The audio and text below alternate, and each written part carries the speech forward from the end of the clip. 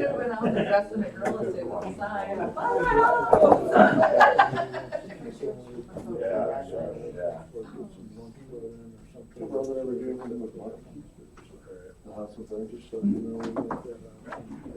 Thank you, John.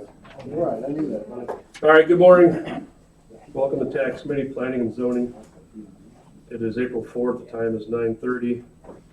Go ahead and take roll call. Awful? Yeah. Geiger? Here. Hughes? Yes. Ducat? Here. Can I have somebody to approve the agenda? I'll make it. Go ahead. Doug make the motion. First, who do you want? You Amanda, did it. right. I'll second. All right, all in favor, say aye. Aye. All right, moving on. We'll audit the claims and approval. I need a, I'll make a motion. thank you. Can I have a second? I'll second. Amanda? Awful? Yeah. Geiger? Yes. Hughes? Yes. Ducat? Yes. Do you have any public comments? All right, moving on, we'll go to reports from the departments. Start with the county clerk, Bree. Sure. So statements of economic interest are rolling in. Those are due by, the beginning of May. We have liquor license applications that are going to be going out at the end of the month. They will have a due date of May 26th, and then they will go to PMP for approval, and the license will be effective July 1st to June 30th. We are working with Fiddler regarding an increase in rental housing surcharge to make sure we're ready to rock and roll for that July 1st beginning date. Again, we'll have the ordinance out to have you guys approve by the June meeting, because it has to be, or I'm sorry, by the May meeting, so next month. Then everything is set with the Old Courthouse Museum to begin our big scan project that we're gonna do, where we scan the grantor grantee indexes and digitize those. And then, that will be done here, but books A through 269 will be done at the Old Courthouse Museum. And their boards have, the genealogy and the museum board have approved 24-hour access to that building, so they'll be able to get that busted out. And they expect it to be about a week that they'll be scanned. And that's all I have. Oh, it's election day, so everyone needs to go out and vote. Sorry, forgot about that. Any questions for Bree? I don't know, I guess it is. All right, we'll move on to the treasurer report. Nothing, just waiting on taxes to roll through. The only thing that this year is we are going to have somebody else print and mail our tax bills. We're not gonna do it in-house like we used to. I'm gonna use DevNet to do that, and according with their bid and stuff, we can save close to $5,000 in postage by doing that. So that's why I'm kinda doing that, trying to save some money. Other costs are about the same, but at least in postage wise, we can save that much, so. Nice job, Curtis. Anybody got any questions for him? All right, move on to assessments, Bob. Just moving on, trying to find an employee, they're filling the opening and trying to get closed out for the year, so that's where we're at. How's the board review coming? We're getting there, it's a bit slow, we've had, we're behind, there's no denying that. The main reason is, obviously with my announced retirement, Danielle was forced into taking classes sooner than she was anticipating. So basically took a month out of her being in the office. So that's basically what we're behind, is about that. So, I'm hanging my hat on the fact that, if the Department of Revenue comes through like they have the last couple of times, then once we roll to them, it'll be a pretty quick turnaround, so. But it'll be a little late, I'm not denying that. Yeah, the citizens were thinking it was quite a while ago, right? For board review, be done? Yeah. Yeah, typically we're done by now, but Right. like I said, we're behind. Any goals or any target dates you got going here? As soon as it's gonna be sometime, we'll roll probably to the, department to Bree sometime in, May. Hopefully early May. Any other questions? Planning and zoning office reports. got the lynches. Bob, Hmm? do you have anything on the lynches for the, Julie, take. Julie? It's all yours, Julie. I was not prepared for this. Basically, two ZBA hearings we had last week. One was a conditional use for a wedding venue, which is the Lynch's. And the other one was Schmid's, where they want to build a building on the rear of their property to put in a shop, and they want to do variances for property line setbacks. And they both were approved unanimously at ZBA. We need a motion, right? Yeah. Separate? Yeah. I like, I don't know the name of the. The barn at Double K Ranch. The what? The barn at Double K Ranch. I'd like to make a resolution, or a motion to accept the zoning change for the part of the ranch. I'm second. More discussion? Go ahead. Awful? Yes. Geiger? Yes. Hughes? Yes. Dukenyak? Yes. Want to do one for Schmitz? Yeah, we can. I'll make that motion to. Do you go by Paul Schmidt, or do you go by a company name? Paul Schmidt or Schmidt Ag Technology, either would be. Let's go with Schmidt Technology. I'll second his. Sounds more impressive. The shop will be for the business of Price Schmidt Ag Technology. A lot of questions were answered at the meeting. Yeah, they did, both did a nice job, and. The board did a nice job? For that, so I don't know. Did a good job. All right. You want to make that, yeah. Awful? Yes. Geiger? Yes. Hughes? Yes. Dukenyak? Yes. All right, both of you are good, thank you. Yeah, you're all, That was quick and painless. county board is next Tuesday, same room, 9 o'clock. Thank you, Bob. And you're not, it's not required that you attend, I recommend it, so Okay. it's not required. We can get a discussion, next on resolution Nine for a.m. parcels sold through Next the Tuesday. tax program. All right, thank you. Thank you. We can hop through. Thank you. Yeah, thanks. We'll find out. Discussion and action for resolutions for parcels sold through the delinquent tax program. Yes, Joe. Oh, God, I forgot all about that. Hold on, you only have one, right? Yes, Yeah. and it is a parcel in, Watsika. Let me get that. Yeah. We can get over on this one. I don't know. No, I know. There's nothing we can do. Oh, Everybody leave. I'll give Jim. I don't want to touch it, sorry. How are we doing?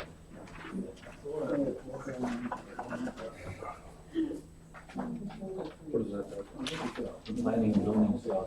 I know. Just reporters.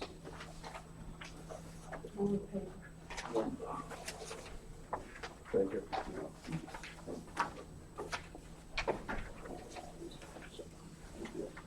Mr. Chairman, What is this? planning zone stuff. This is report. Paper, film no trees. Paper, this is something you do. Employees? There's no action. just to take it. No, no.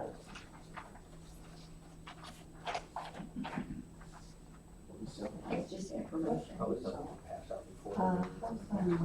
Actually, there's a lot. All right, so before I bring up this one, so we just got handed planning and zoning, report. Is there any questions on it before we move forward? Have a look at it, so I mean, Take a minute, and look through it.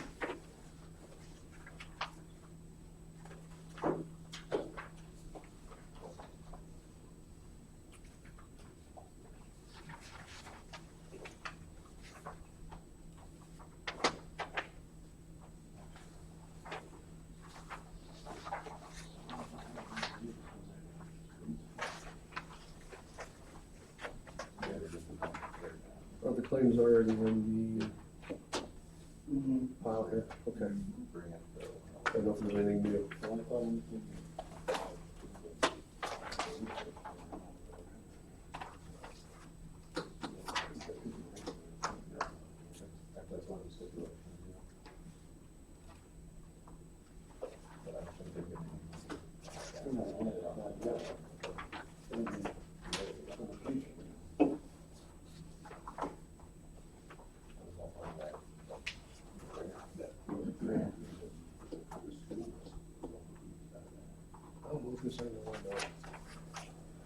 Nobody had any questions on this? All right, then we will move on to discussion next, resolution for parcels being sold. The tax program that Regis gave us, the one for Shane Martin. Right, so this is on North Third Street in Watsika. I believe that, it's just a bare lot. The house that was there has flooded and, has since been torn down. Shane Martin is an adjacent property owner, so he's just in the yard basically. But it was sold at the, base price of $807, so we're just looking for a resolution or an approval of the, sale of it.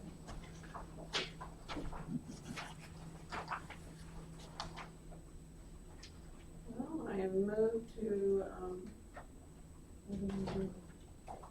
Approve the sale of it? to approve the sale of Shane Martin property. Now second it. Hawken, Geiger. Yes. Hughes. Yes. Dukenyak. Passed. All right, we'll move on to consideration of Public Act 102-1123.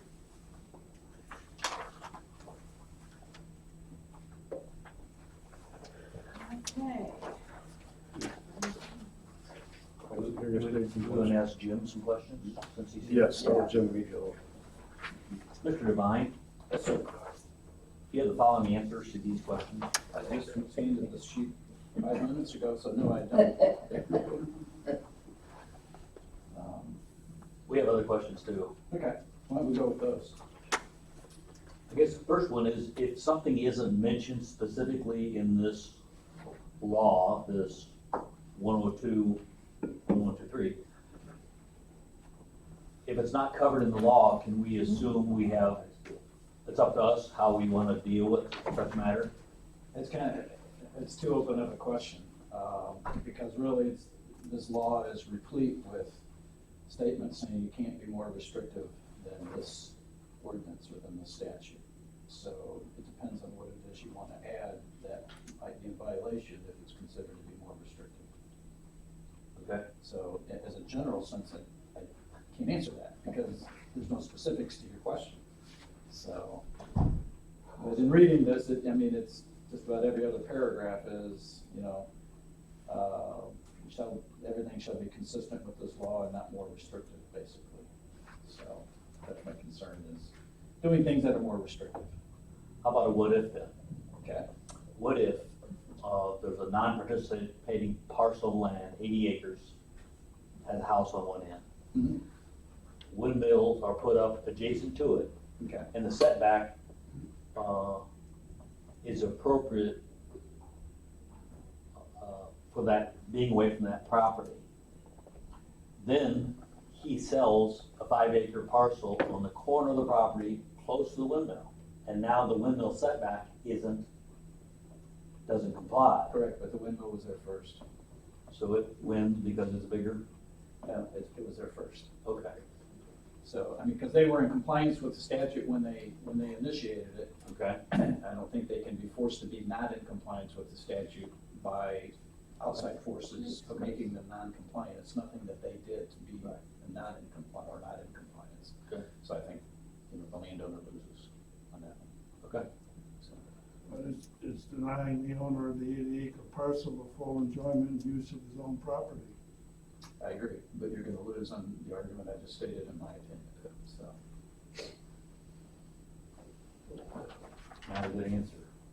It's not the answer you want to hear, unfortunately. It's not the answer I'd like to give, but I'm just trying to be realistic of what to expect. Yeah. I think these are things the committee needs to hear though, so that we all understand what It stinks. This has been forced down our throat.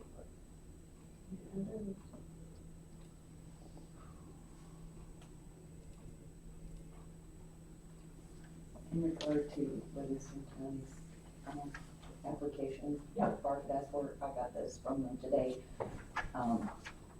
Basically, they just go through the conditional use application and then they have that. Did you just have this one? Is all you have? Just one copy? Yeah, I can make copies real quick if you like. Here's another question for you. Yeah. Someone brought this up yesterday. There are designated setbacks for fish and wildlife areas. If the county has wildlife areas, will that same setback occur? If so, can we declare all rivers, streams, floodplains, drainage districts, or ditches and drainage ditches not in drainage districts as wildlife areas? So, doing so would exclude a lot of area. Also, they shall not build with known flight territories endangered birds. Have to defer, I don't know the answer to that. How do we get an answer to it? We'd have to probably go to the game and wildlife ordinances to see.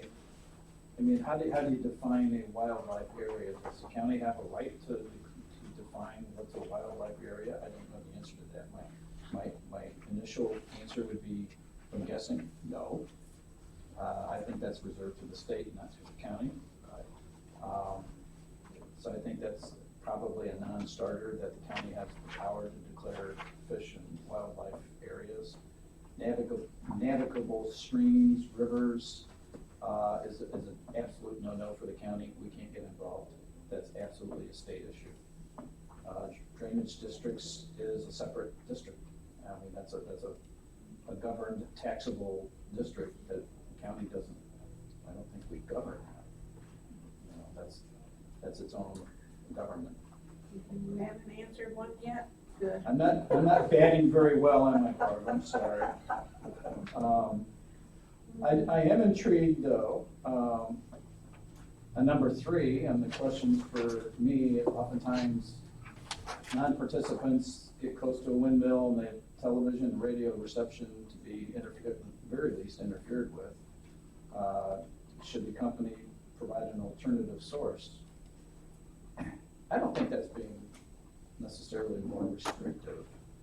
I mean, it is to an extent, but I think that's a reasonable item to at least try and put in the ordinance.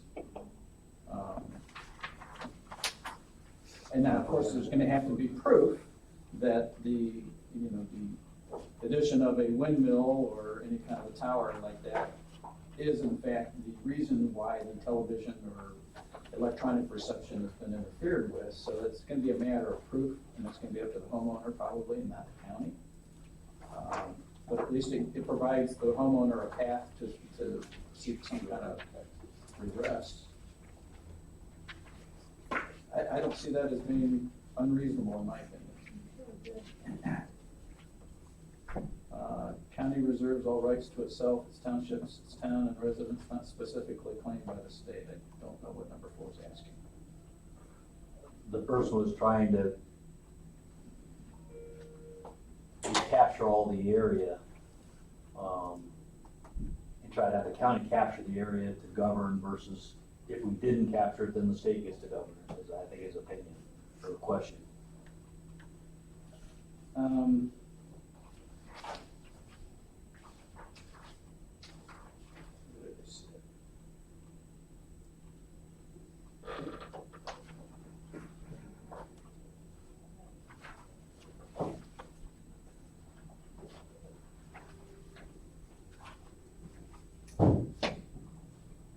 So basically under G, county may not place any restriction on the installation or use of commercial wind energy facility or commercial solar energy facility unless it adopts an ordinance that complies with this section. County may not establish siting standards for supporting facilities that preclude development of commercial wind energy facilities. So any expansion by the county to preclude, I mean, that's almost a catch-all in the statute. But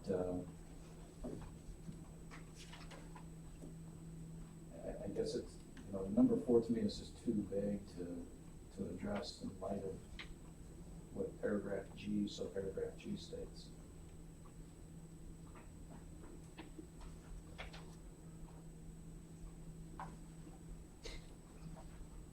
I don't know how to answer that, I guess. So, I think moving down the motions, Livingston County's registration and permit requirements,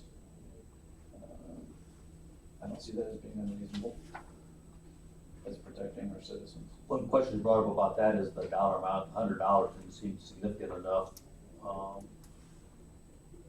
It was mentioned this morning about raising that amount.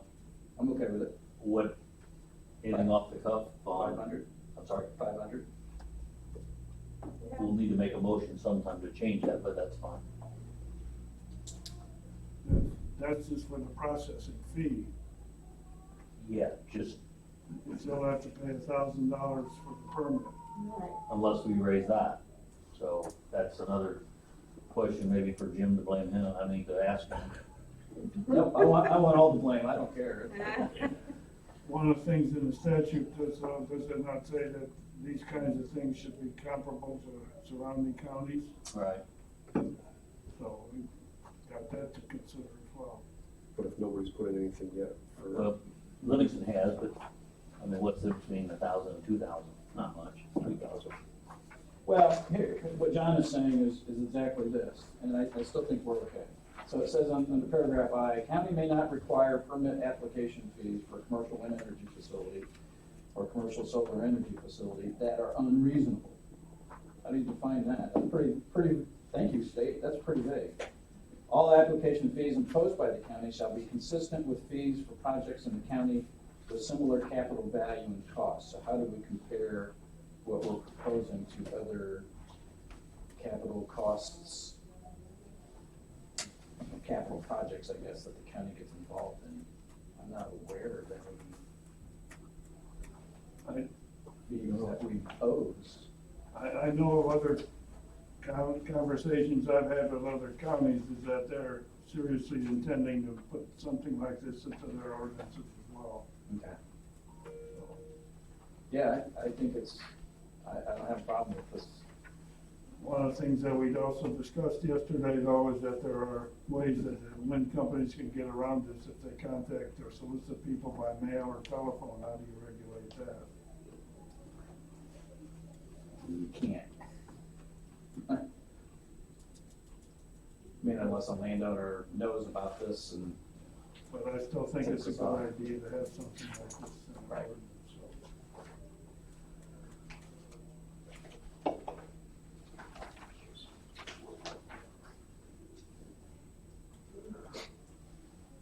Number two, the fine violation, I don't have a problem with that. I think if we determine it to be reasonable, then that's fine.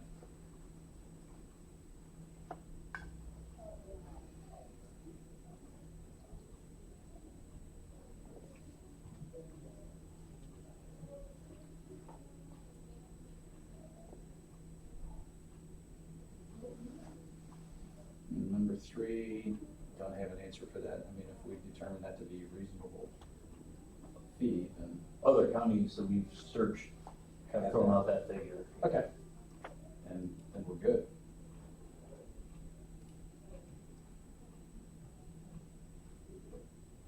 Number four, I think is fair. What's your thoughts about, we have a list of definitions that is in the beginning of our ordinance. The state now has come out with a list of definitions.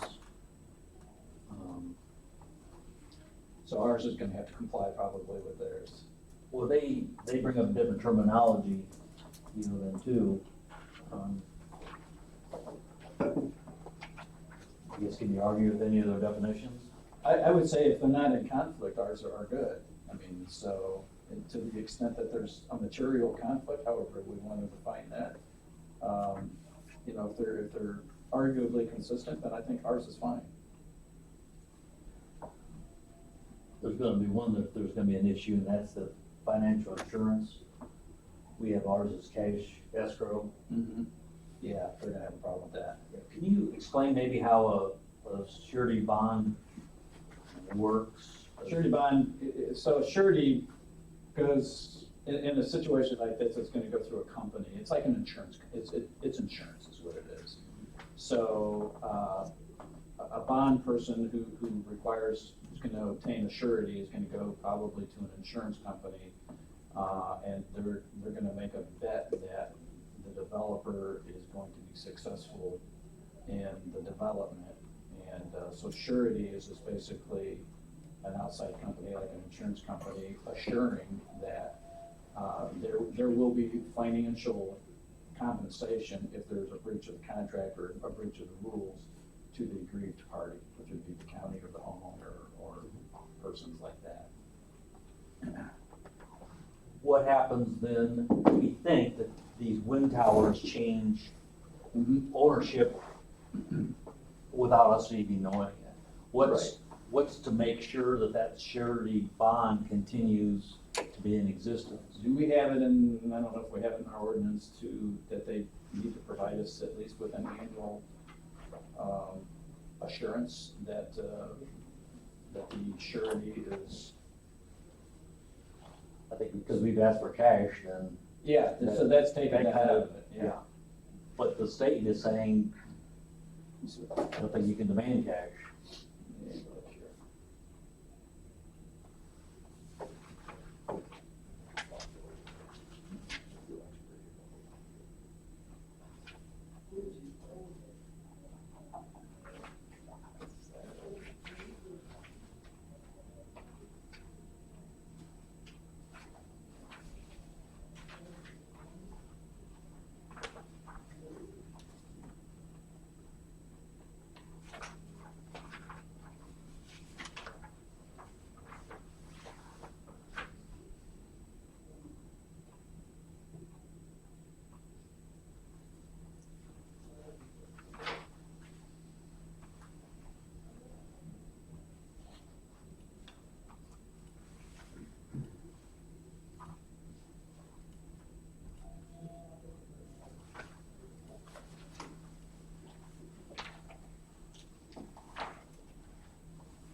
Where did you see that at? I don't know what page here.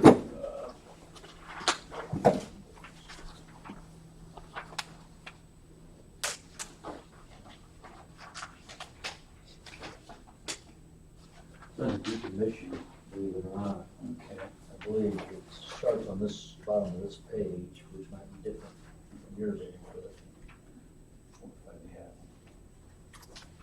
but it cites them though too, actually going to another document from the agriculture department. And I think that also talks about, which, I think I have that document, if you wanna run through that. That's a, impact mitigation agreement. Okay, or other financial assurances that are restricted. Okay, yeah, so I just, okay.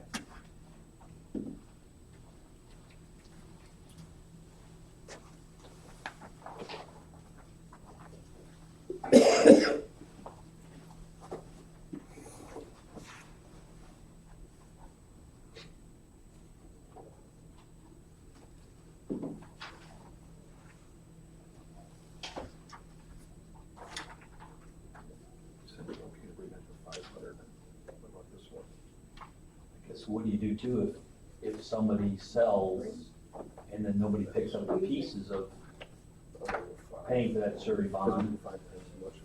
How do you go after somebody to make that payment, and what do you do if they don't?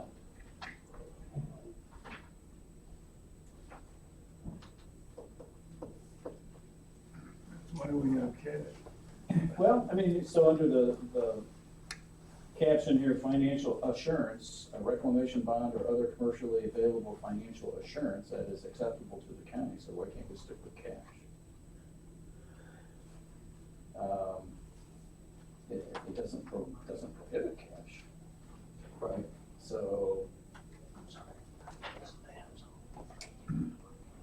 So we can say that cash is the only form that's acceptable to us. Yeah, or that is acceptable to the county. It should be. So, or other commercially available financial assurance. I don't know why cash wouldn't be commercially acceptable. I mean, I know what they're meaning, what they're thinking, but they don't spell it out. It doesn't prohibit cash, I guess. It doesn't restrict us for not asking for a cash surety.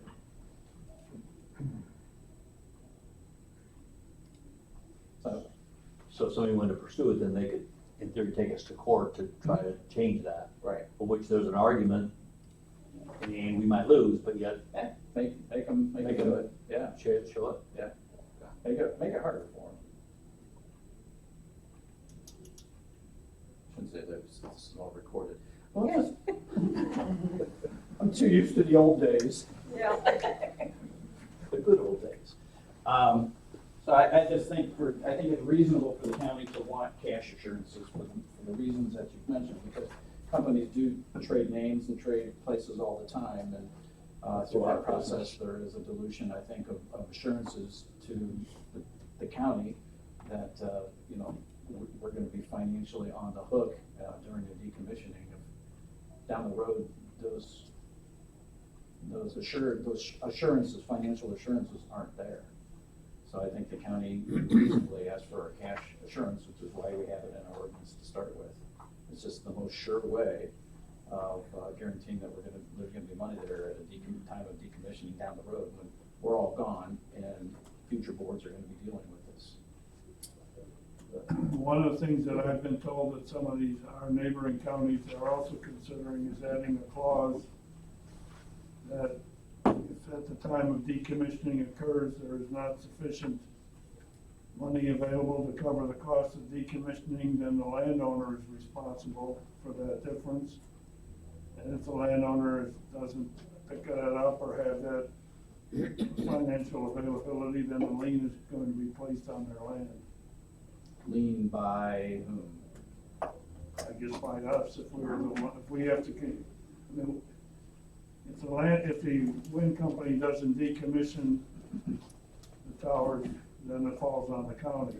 And so we decommission it by spending money, because there's not enough money to decommission it, and then through that process, we put a lien on it, okay.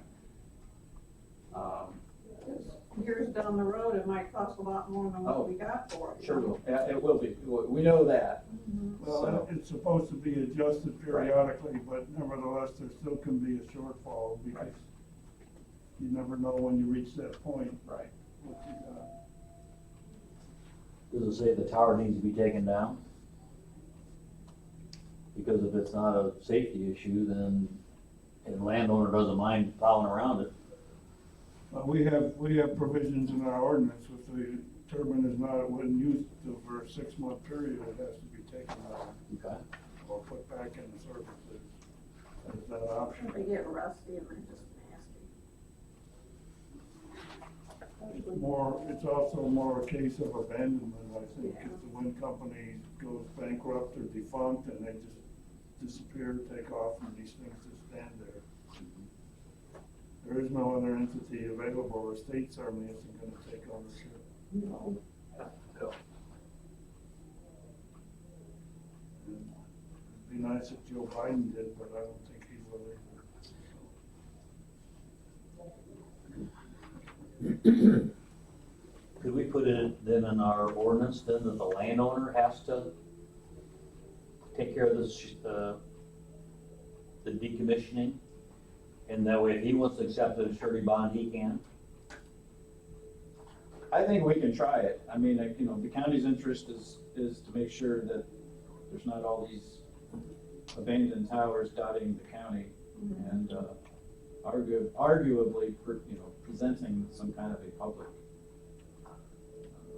public safety issue.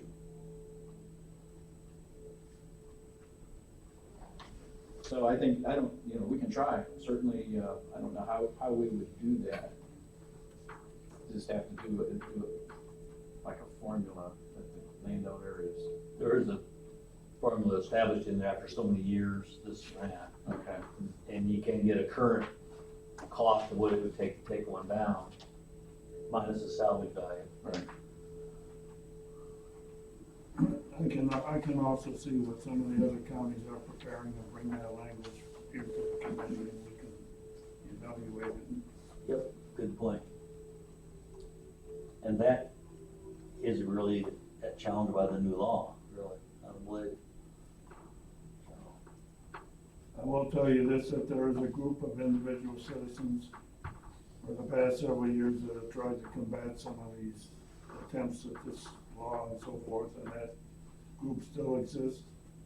And they have an attorney, and on Friday of this week, there's gonna be a Zoom meeting that I received an invitation to attend the Zoom meeting, so there may be some information come out of that that may be helpful to us, obviously, until we get there. I don't know. Maybe, it may be nothing more than repeating some of the things that we've learned, like Steve learned at the UCCI meeting, and I've got the notes here that I sent to everybody from the IACPM meeting, and where they're trying to provide their take on the law and what we can and can't do with it. But Who does that group represent that you're gonna have the Zoom call with Friday? it's local, it's just local individuals in Livingston County, Ford County, Iroquois County, and I'm not sure.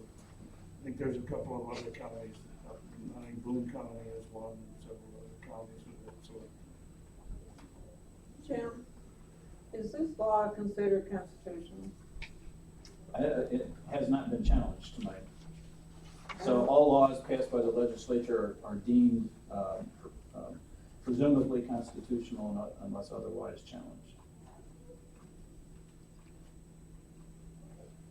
Why aren't they overstepping their boundaries into our county? Would that be unconstitutional?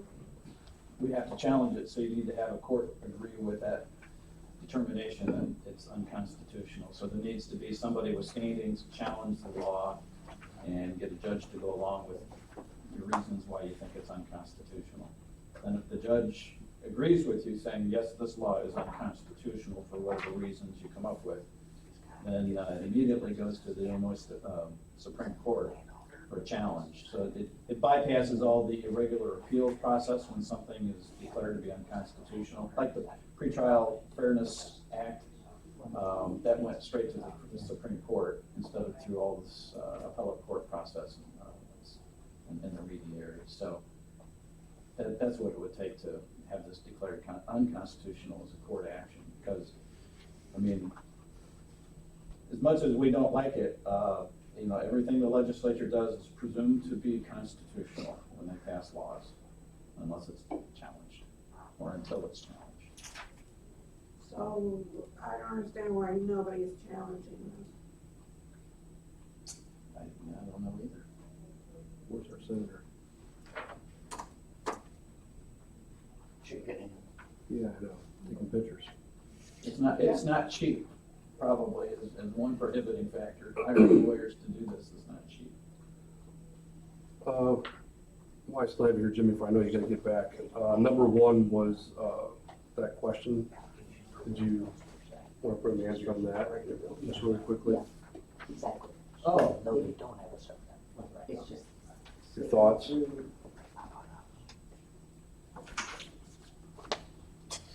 I think that's fair. Okay. Number one would be fair then. The other question we had was we can change in the ordinance the processing fee for the application. Number one on motions, changing from $100 to $500 per year. On the next one for the $1,000 fee for the permit, I'm fine with that. could we go higher with that? What do you consider to be reasonable? Well, that's pretty. I'll defer to. That's just to the committee. I'm just bringing it up. That's the only Okay. thing I'm doing. I know we went 5 times the price of 100, so I didn't know if we could go 5 times the size of the fee or what everybody's thoughts are on it. That's the fine, which number are you talking about? Number one on the motions, just underneath that, you got, Okay. it's, Right. Jim said in his, 500. 500 per year for the person intending to solicit.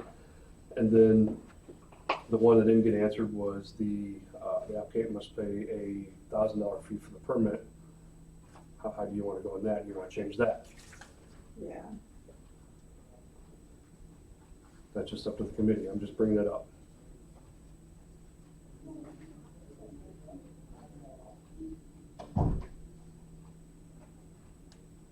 How much? 3,000? 3, Um, 5. Or other, we know what Livingston's doing at 1. You can go away to 5 without drawing attention to it.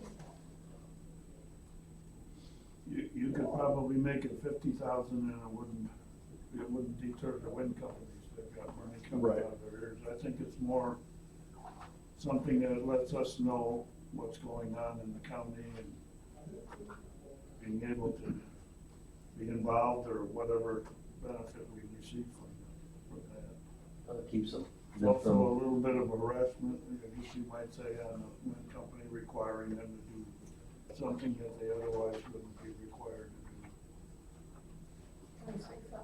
It cuts down a lot of people running around with papers they want signed, so that's a good point. That's what I, we'll need to make a motion, but you're making notes of the motion. I'm just putting things in here for after. No, that's for the person. So we're just talking about who can come in and solicit.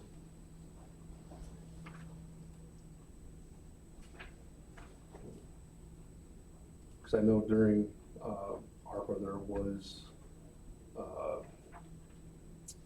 some gentlemen that came in looking just for money for internet. And the areas they were gonna shoot, they were looking for $1 million, I think it was? Was it $1 million? That guy came, 2 million. 2 million. He already got more than that from the state. and he already got more than that from the state, and that area he was gonna shoot anyways already had internet. He couldn't get it from us, so he got it from the state. And Eastern Illini Electric. Yeah. That's why your electric bills have doubled. And they'll continue to go up.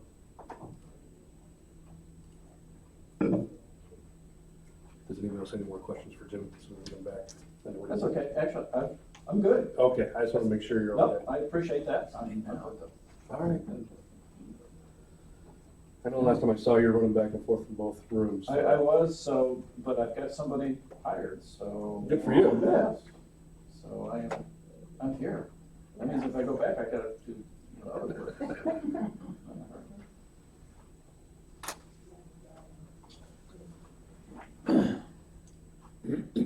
Or do we need to start making motions on, or what do we want to do on, at least to clean this up? Did you make an ordinance yesterday? No, No. we just made motions to change. We Okay. don't want to make that ordinance, otherwise we're about to do the public hearing. Right, so So do we're we just. wanna start with motions? One question that did come up that we haven't talked about yet is that there seems to be, in some counties, a question whether there's gonna have to be a hearing held for the changes that are being made in the ordinance or not, or whether this is considered a text amendment. So I think this is something that we need advice from Mr. Devine. I think it's cleaner to do a public hearing. Okay. That way, this, you know, the state can't come in or somebody can't come in saying, well, we didn't know of these changes, that wasn't done in a public forum. So, Is that every time we make a change in? no, it all depends on the change. I mean, I think some of the changes we're making are more than just text amendments. So a text amendment is just, you're just changing the text in a non-material way. So if you're making a material change to an ordinance, particularly a zoning ordinance, then it has to go to a public hearing. But if, so it seems to me some of these changes, I think, are material. The first one of the motions, number one, is that a material change? I think so. Because the public notice takes how many days to run through? At least 15. Yeah. We think there's some urgency is why. Yes, I agree. I think we need to act on it pretty quickly if we're gonna. And we have a meeting next week, because our goal was to have something proposed today that we could bring the whole board next week, Right. and Do the public hearing and then. especially like on number one. Yeah, I think that's significant. So you have to do the public hearing before the county can adopt it, or can the county adopt it? Before the county adopts it. All right, so we're held off a little bit, but now Well, we you can get it know. done, you can get it done in May, you know. I feel like we got a lot accomplished yesterday, and these questions have been answered too, but I still think maybe to put a good face on it, if we go back to step one with, look at the ordinance and run through it. I think that may be one way we can identify areas that we agree on, if there's areas that we think need to be changed. We can determine what changes we want to make in them, but I one of the things we're gonna have to determine are things that are not included in the state law that we have in ours, like the burying of electrical wires. To me, that's very important, that we get the wires buried below the drain towers. But they don't have anything in the state law about that. Minimum 5 feet, right? So does that mean that we're, State's minimum 5, on farm ground, so we're being more restrictive? And that was one of the things, questions that we brought up at the beginning of this meeting about being more restrictive or not, so. I mean, to me, I'd be willing to take that gamble and leave it at 6 feet, but I think that's something we have to decide on, how we want to approach it. And if we run through the ordinance, I think there's other issues in there that can be, there's a lot of clauses in the ordinance that I don't think should be any question about leaving them in there, but I think as we go through them, we'll see something. Oh, we don't have the urgency now, then, now we got the target of the May meetings, then with the public hearing. Our target should be next Tuesday. We can't do it, because of we need a public hearing, right? Well, I'm saying we have to get the ordinance done, and then we have the public hearing. Yeah, I think you wanna have the framework is what you're asking, and that's fine, have a framework of what changes you wanna make. Right. You can get those voted on, and then go to a public hearing, and then after that public hearing, it can be more formally voted on, because we've gone through the public hearing. And it says here, the county with an existing zoning ordinance, which we have, which is in conflict with this section, shall amend that zoning ordinance to be in compliance with this section within 120 days from the date of this act, which put us at May 26. So, I think just to be safe, we move towards a public hearing, and, just like Reedy Creek and Walt Disney World, I mean, they claim to have a public hearing to thwart DeSantis's new board, and that may be their saving grace, because they went ahead and had a public hearing, so they said. So, I think we're safer that way. It puts a little pressure on us, but I think we can get it done.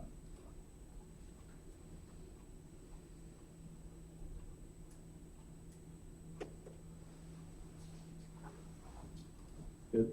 Yeah. So your thought is, do you wanna start looking into a public hearing, a certain date? That's a separate issue to do the public hearing.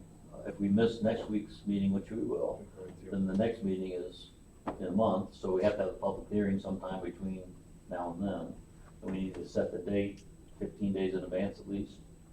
Are you saying, John? Yes, it has to be 15 days, so. Has to be advertised in the newspaper.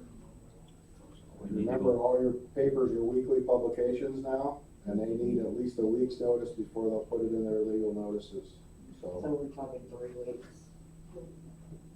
So we need to be thinking of a date now. We probably today need to come up with a date, Yes, that's- right? And then that's, yeah, What is your thought? I don't know, it's up to everybody here on. Yeah. What do you wanna do? I mean, Oh, set a date. Can't have a hearing until we get all these changes done. Or we're gonna have a date though, aren't we gonna have to be picking a date if it takes 3 weeks to Right. do? Yeah, I mean, we can pick a date as a target, I'm just saying, we can't hold the hearing unless we have the changes that we wanna present at the hearing completed. Mhm. So would that be in April or go into May? What are we talking? Beginning of May. Huh? Well, we need to do it before committee meetings, then in May, the first, basically the first Monday of the month. Which is May 1st. 15 days back from So that'd be ARPA meeting, we have an ARPA at 10. Yeah, May 1st, that'd be 1, 2, 3 weeks before the 26th. Pencil it in then, on May first. I think that would be a smart move. Well, no more than a week. But if we gotta get a week out in advance for the newspapers. I know. And then, We'll know how today goes, and if we need to meet again this week, whatever we need to do, then. And then I don't know, maybe Amanda can check and double check this, how long it takes. I mean, newspapers you have to notify, really. Well, obviously, the Times is not a full county publication. So you've got the Times, you got the. I know, but what's the law say though? Not, What? not A paper of local circulation. a paper of local circulation, Personally, I mean, our office uses the Gilman Star, so. just one paper? Yep. Good. Can we find out what their we use now. time it That's was? what we use. And And the they're Star very reasonable. publishes on Wednesday of every week. And then when do they need the blurb? Tuesday, by Monday, actually, you should, but. Yeah, well, it's gonna be nice, so that means that gives us a week to solidify our commitment to the first. what time do you wanna have it? Nighttime? I thought you were having it after the ARPA. You wanna have it after ARPA? No, I don't. I'm good with what works for everybody here. The hearing? Yeah. Say we do it at You're noon? gonna have the hearing in the daytime or in the evening? Well, that's what I just asked. That seems to be everybody's okay in the daytime. The taxation one was during the daytime, right? Yes. On May 1st. We got 10 to 11 for ARPA. So you wanna have it at 11 o'clock? Never get over in time probably the ARPA, so. I can make it get over it in an hour. Don't have much for next week, for next month.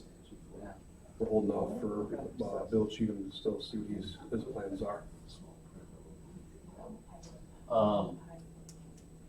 When you have your hearing, you have to understand that you can have a lot of hullabaloo going on.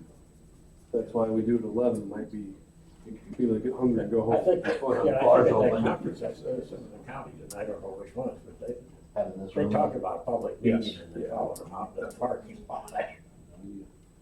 11 then?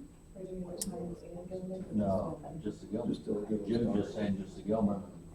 And be the public hearing here at 11 a.m. We'll just discuss it. Actually, it's not the wind tower, it's the, You need a motion WCS. to do the, okay. There were hearings that held in this room back when this ordinance was put together that went into the wee That's what I hours of figured. the morning. Same thing we did with ARPA, we did ARPA here. Mhm. So if we have a motion to do the public hearing at 11 o'clock, and then here.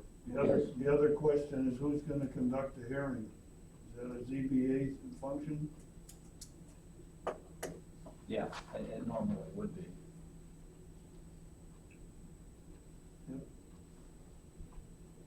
who's that? Who's CBA? Zoning Board of Appeals, you were there. Right, but I mean, this is all new to them, so we need to invite them or what? They were the ones that conducted the hearings on this ordinance 9, 10 years ago when it was a big subject in the county. Well, maybe we can get them to change the ordinances then. I mean, they're not gonna have much knowledge on it, but that's fine, yeah. I think their function was to hold the hearing, just like the other night. Mhm. They listened to the applicants, they reviewed what was in the book or whatever, and then they made the recommendations that were brought forth to the committee today. I read through a script that each of them had Right. on questions that were relative to that topic, but I don't know what they're gonna do for this one, but that's one. Their hearing is gonna be done in a similar manner. Well, we don't even need to be there probably. Cause they're just taking advisement, right? Guess from us. Mhm. So we need to make sure their schedules are okay for that day and time. They normally meet at night, right?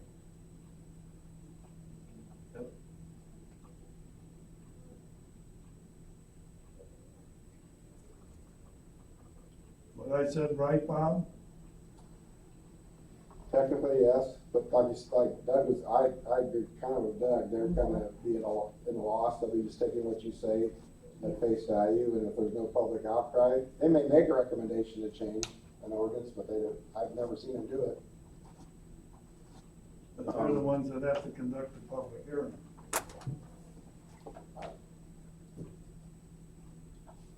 I don't know what you think, does it, Let me look here, see if I have some. does it, does it, like, the zoning committee have to hold the public hearing, since they're the ones with the knowledge and they're making the recommendation?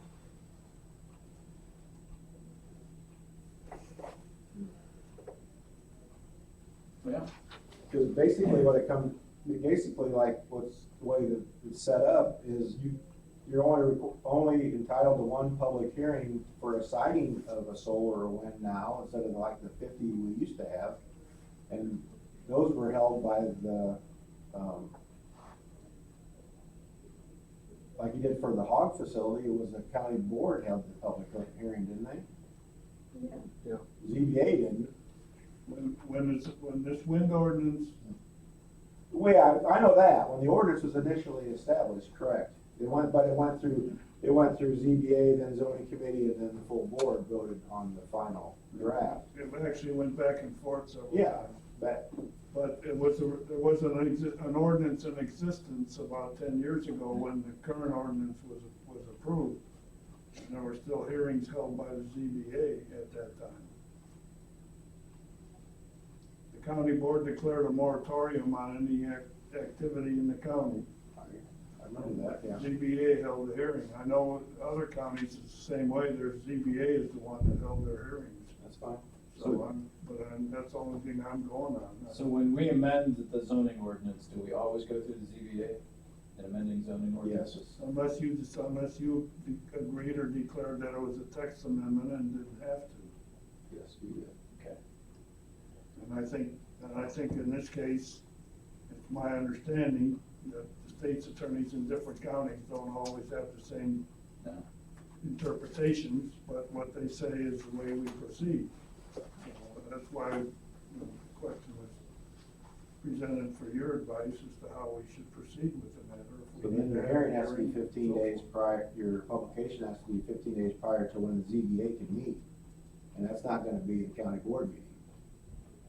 So we're not gonna make it. So you're not gonna make it. Here, you're not gonna make the May meeting either. Can we call a special meeting of the ZBA? Sure. Okay, so then how does that not let us apply? You have to figure out the dates and how to get it done and, I mean, I don't know how many days in advance do you want to go through county committee, zoning committee too, Jim? I mean, that's technically the process. So it has to be, the ZBA hearing has to be before That's why the first Tuesday of May. That's why we fixed May 1st, right? So if they meet the first week of May, when is the first Tuesday of the month?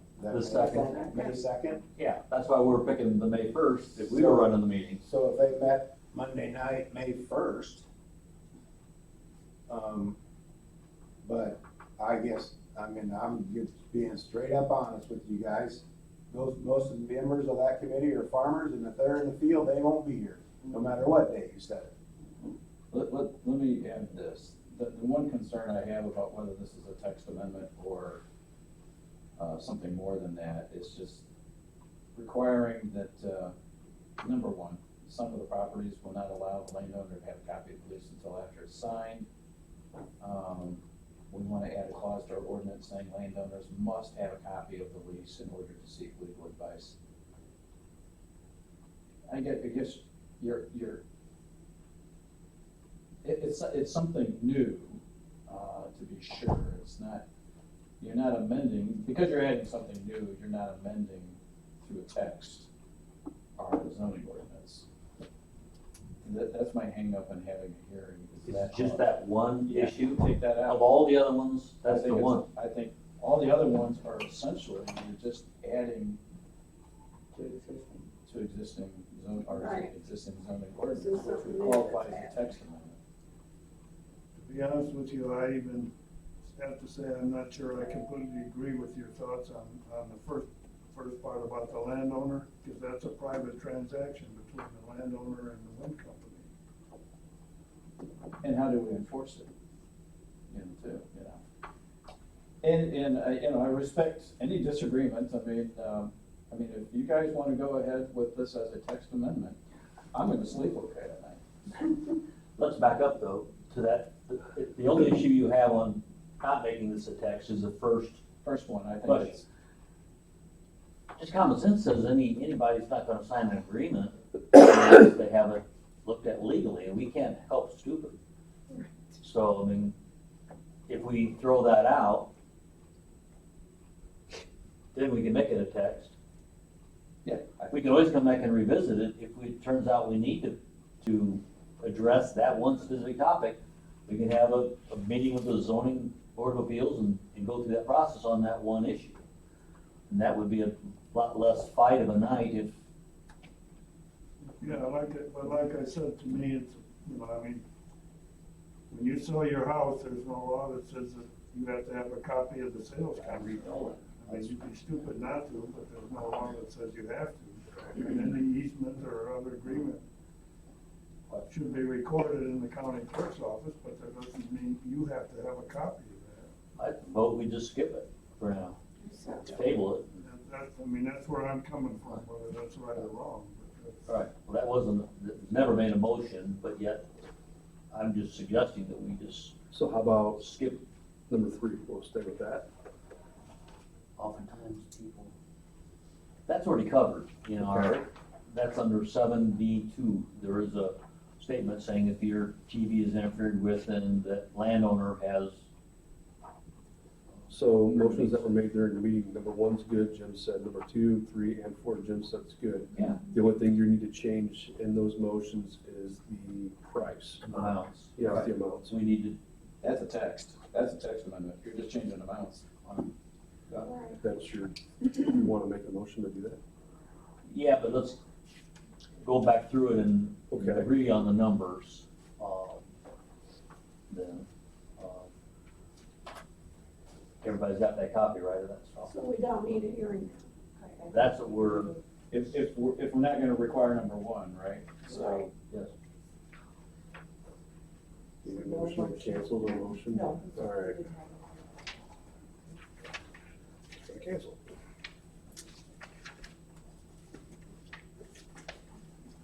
So we already made a motion yesterday, so we would have to, what's best for you? How do we wanna structure what we're doing? Just that we wanna change? Motion to amend? Motion to amend. Before we make the motion is, we agree it's $500 per year, or it's $500 for the person to get the initial background check. And then we wanna say it's $5,000 per year for the permit. Yeah. I don't know where that money goes, we need to be thinking about that, on whose checkbook it gets in. Cause the sheriff's doing some of the work, but then permit, Where would that money go? I mean, the general fund. Okay. sheriff's gonna do a little work, could you give him the $500? No? at budget time, you give them $500. Yes, sir. So I would like to make a motion to amend, yes, one of yesterday's motions, like, motion one, Yeah. That's what you have written here. okay, to change the processing fee application to $500.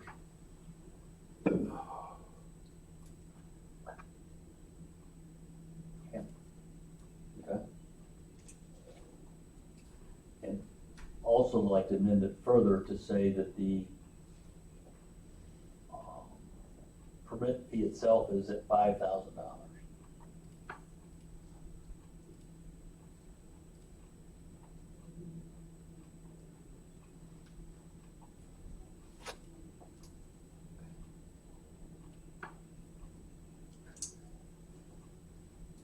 I second it. There we go. Any more discussion?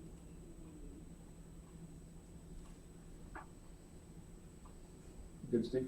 Yeah. Okay, okay. Go ahead. Awful. Yes. Geiger. Yes. Hughes. Yes. Ducat. Yes, motion passes.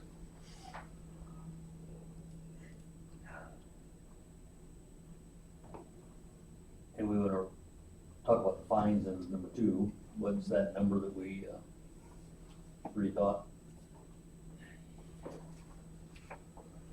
Well, it was 1,000, we were going to 3,000. But then it was brought out that, if you don't do it, then you just pay 3, so what the heck? So do we wanna up that to 5? Yeah, it sounds good. You guys are both nicer than me. What would you go? Oh, I'd really go on it. That's just me though. Well, tell us what you do. Well, you get the finalizations from 1,000 to 3,000, but if they're not gonna do it anyways, why wouldn't you just really break them over the coals? Mm-hmm.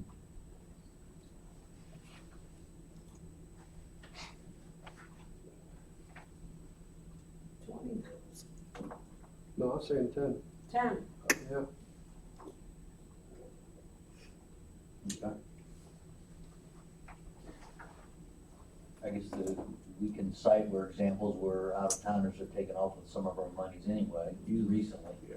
So that'd be another reason to slow them down. So we need to amend that. So we'll make a motion to amend motion 2 to state that violation will be $10,000 for both wind and solar. Not solar, it just says We're wind. just working Yeah, with just wind wind right now. intersection. Okay. Okay. I'll second. You wanna read that one back, make sure.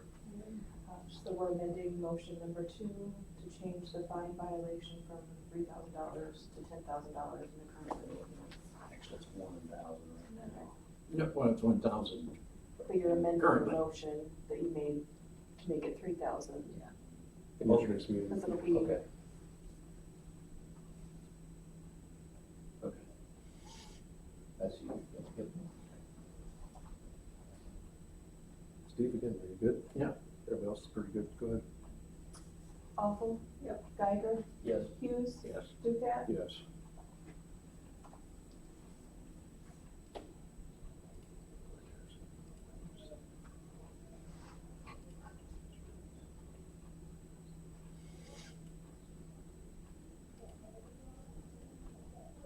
And you took number 3, you said, from, Livingston County, Okay. and their paperwork was done March 23rd, which would be after the governor signed the bill. okay. I'm just reading it.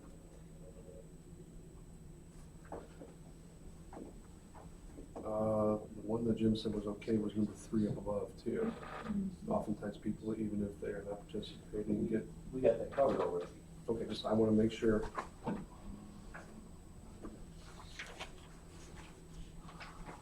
I'm literally gonna go over everything, over and over to make sure we have no. Am I still in your good gracious? Absolutely. Okay.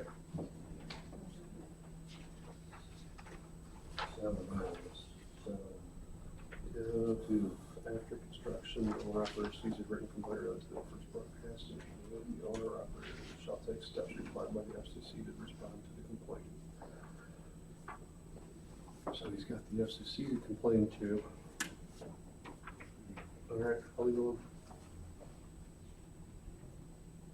So you okay with the third motion then that we did yesterday? The third motion we're okay with? That's fine, I mean, Yeah.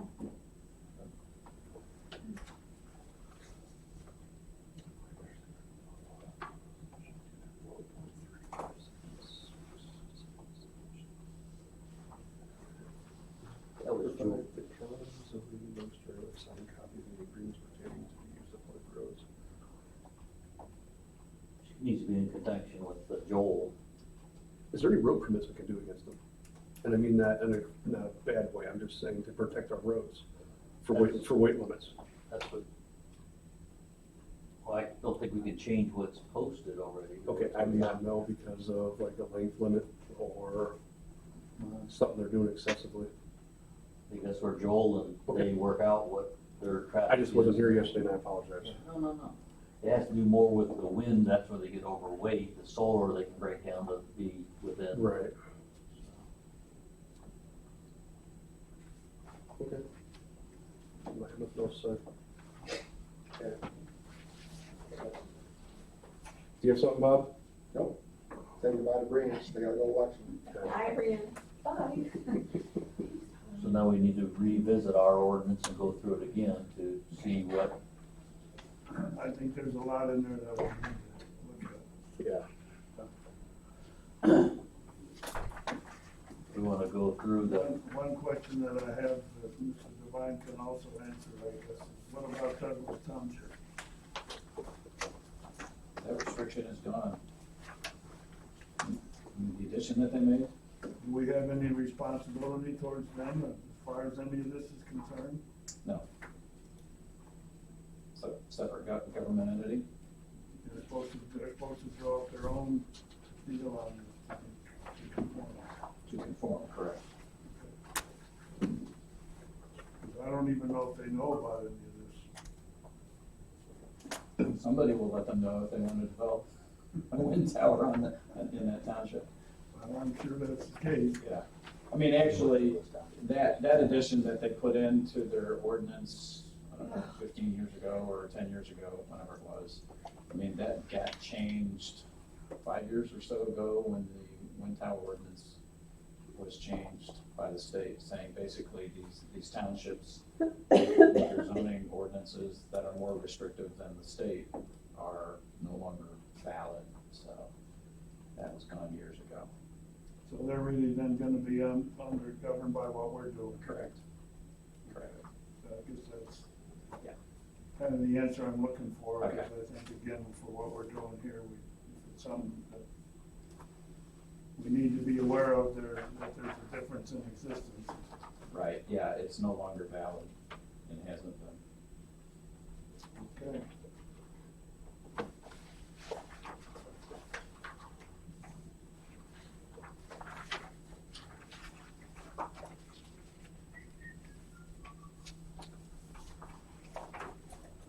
All right. Any more discussion?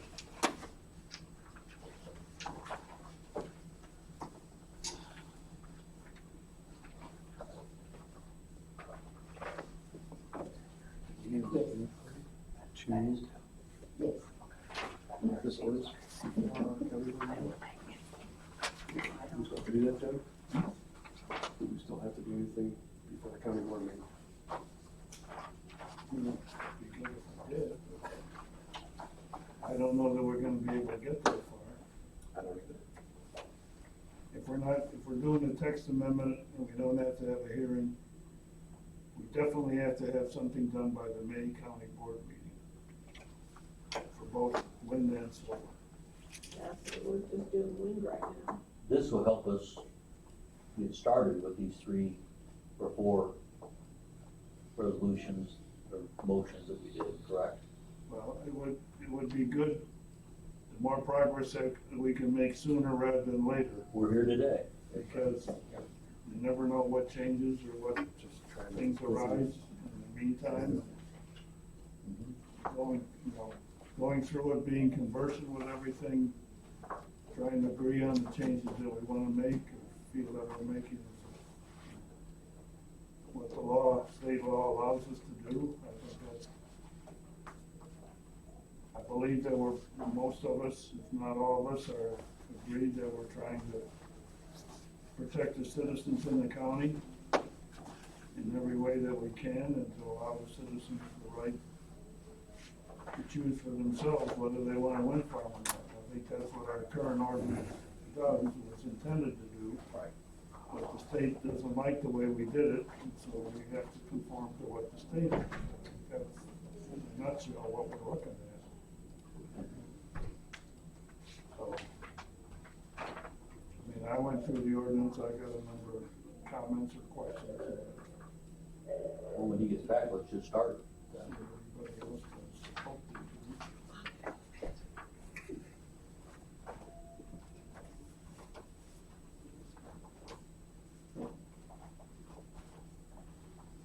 Hey Doug, somebody said you had a question on TIF 3.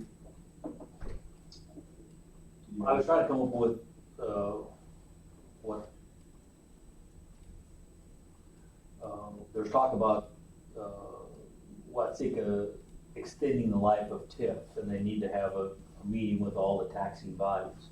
There's a question of who is the taxing bodies associated with TIF. Just anybody on that, anybody that's got a tax bill, it's pretty much city, county, school, township road and bridge, library, park district, police, KCC, and, you know, just get it, you know. Well, we need to get an exact list because it has to be exact things. That's easy to do, you just go to the one property owner in that TIF. And That's what we did yesterday, right? That's what we did. We got it, and we got that to the mayor, and he can do with it what he wants. I need to find out from Brianne about this room availability.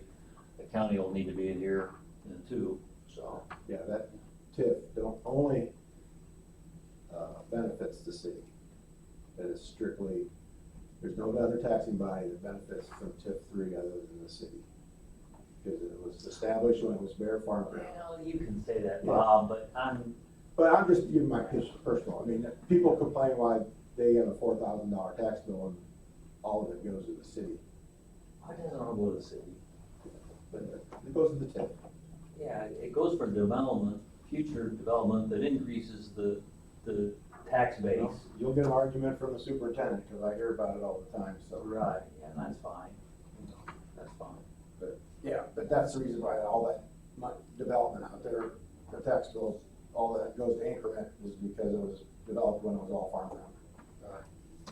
But yeah, I can get you a list of the tax bill out there. Got it, or you did, Already yeah, got it? got Okay. it yesterday, yep. Somebody said you had a question. Yeah, no, I didn't know where to go, which office, and they pointed me and, Well, good. yeah, Got what you got.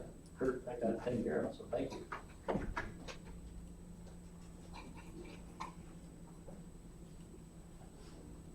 He's a school superintendent's gonna turn down all the tax on the subdivision over by the high school. So now it's on like Yeah. $1,000.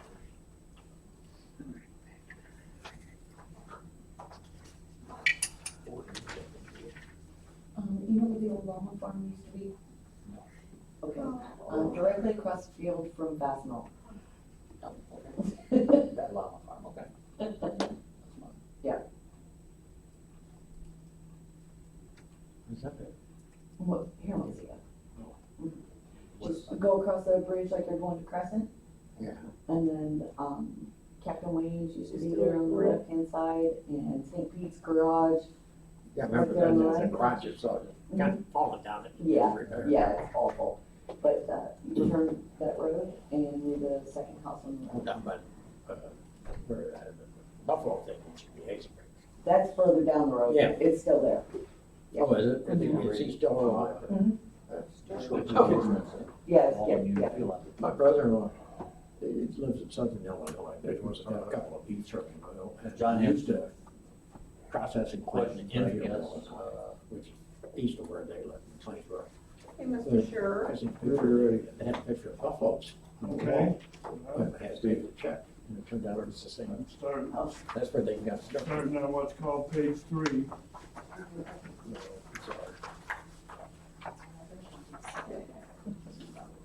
Just copy this. I think- You have another copy for Julie? If not, I'll run you grab mine. I don't, that was my last Oh, question. okay. Steve, you have it anyway. Yours. Do you have What's the it? ordinance, you got it, okay. I think so.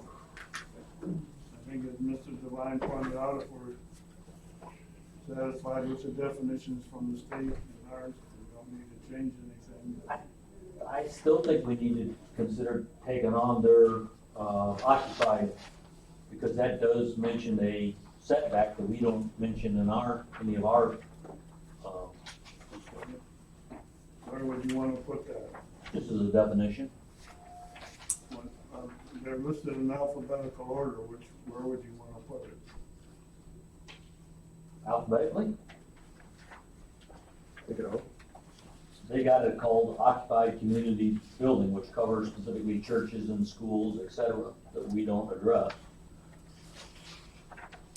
So that would be insert, I guess, as a B minus or C plus, whatever you want to call it, in our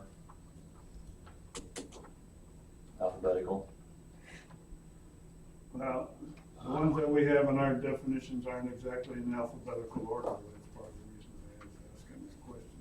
Yeah, well, then it's wherever the wherever you want. committee wants to put it.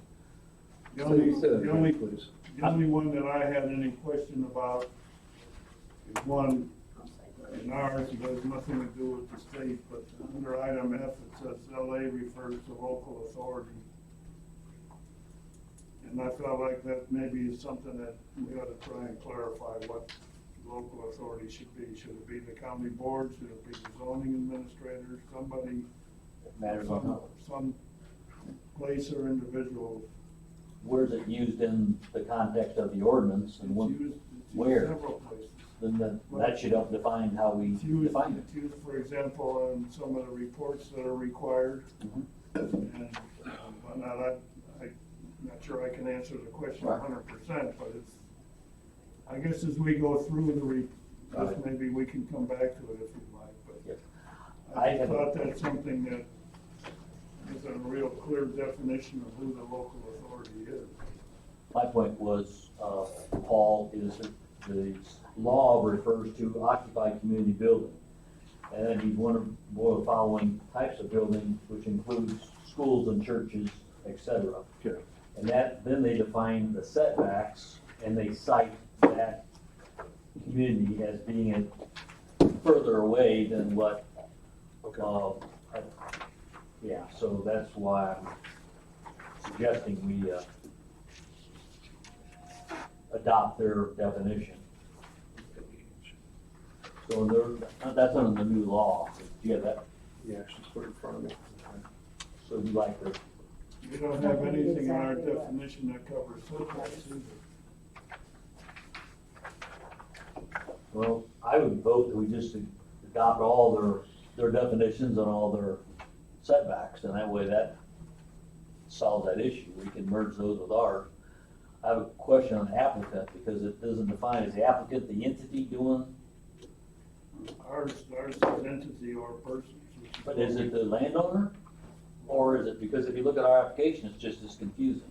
If you look at Livingston's, it's just as confusing. Who fills that out? Is the landowner doing it, or is the You could, utility company doing it? could, Well, but then the rest of the application doesn't have room, you know what I mean, it's, you could start your own wind company, Doug Geiger Incorporated. I agree there, but it, yeah, I mean, it's not clear. I can't tell you why our ordinance says entity or person. I think that's something that's always been in there, and nobody thought there was a reason to change it or eliminate it. It just covers all the bases, so to speak. I guess my point is it the owner of the wind tower that's applying, or is it the landowner that's applying? It doesn't really say that, and the applications don't say that either. They just say, applicant, Dave Occupation, owner of the property, which is different apparently, maybe, but there's a company name, you know, it's just, Maybe it should say company applicant. yeah, so, Well, ours identifies owner in the definitions, which is a continuation maybe of that first one, so. so it's not the property owner, it's the owner of the WDCS. I think the reason that ours is put that way is that if there was somebody that applied for a permit for the, for the whole thing, it doesn't necessarily have to be the owner The WCS. or the operator, either one. It could all be the same person, it could be different people. We need to check who that is. And I think that's the reason ours is put Generic. together the way it is because there's that possibility. I think all the applications that we've ever received all of those were one entity. And in most cases, I'm pretty sure it would be that way. Yeah. The owner, the operator, and the applicant are all one entity. But there's a possibility that they don't have to be that way. Like I said, you could apply and, in the process of the application, you might say, well, so-and-so is gonna be the owner, I'm gonna sell it to them, or they're gonna be the owner. All right. So we're not discriminating in that aspect.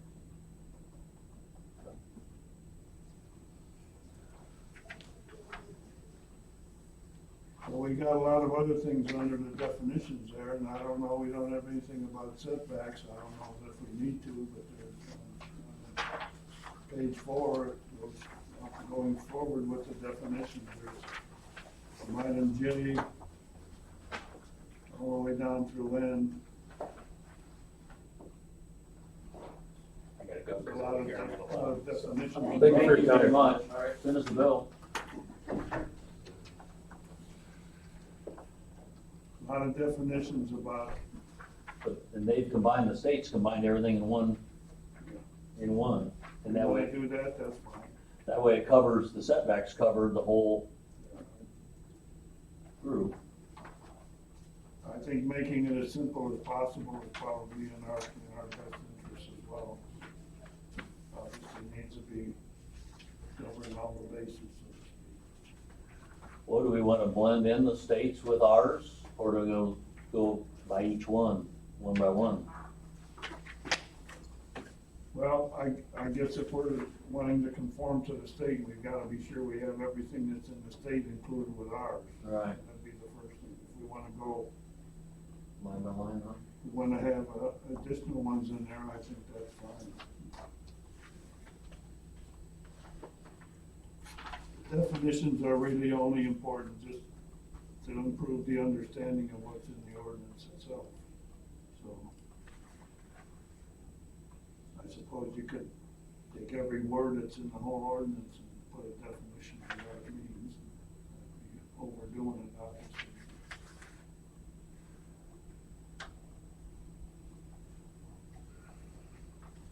I would say, to your point about the occupied building, we should include that. If we want to include something about setbacks, that's fine. So, The state includes the setbacks in their definitions, do they not? no, They don't? no, it Well, doesn't. maybe we don't. I don't think you don't have to, I don't think you need to define what a setback is. They define the setbacks based on the adjacent property. Some people think a setback is when the stock market goes down. They're talking about setback distances is what they're talking about. I understand that. No,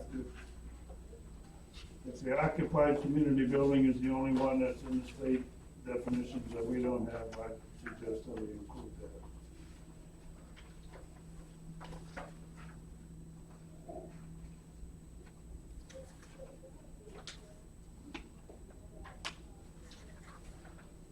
They talk about protected lands, then in the state's definition, that I don't think we necessarily talk about that.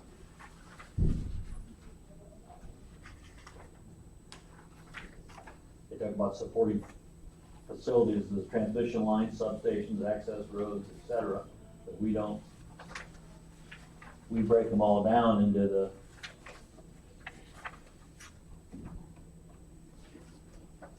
J, K, kind of L and M and all that stuff.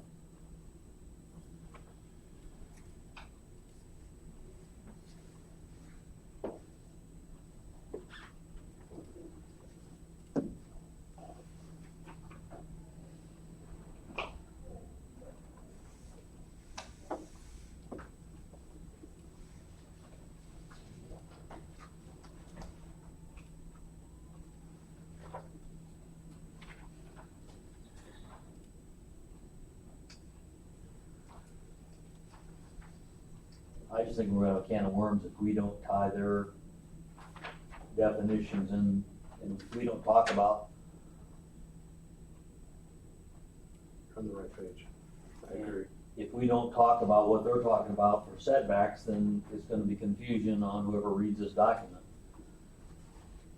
Because we don't talk about our participating residents, I don't think, in our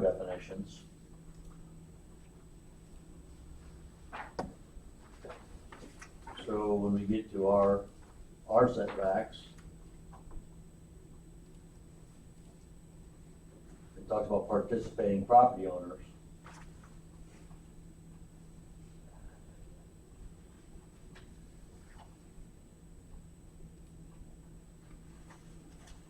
And the state's got it broken down, if you're a property owner that's a resident versus a property owner that's a non-resident.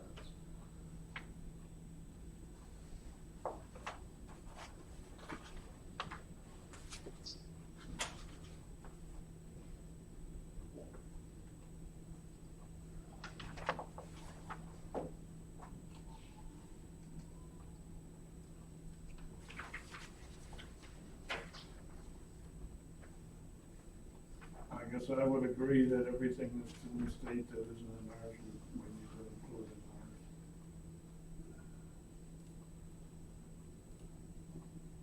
Just cover the base.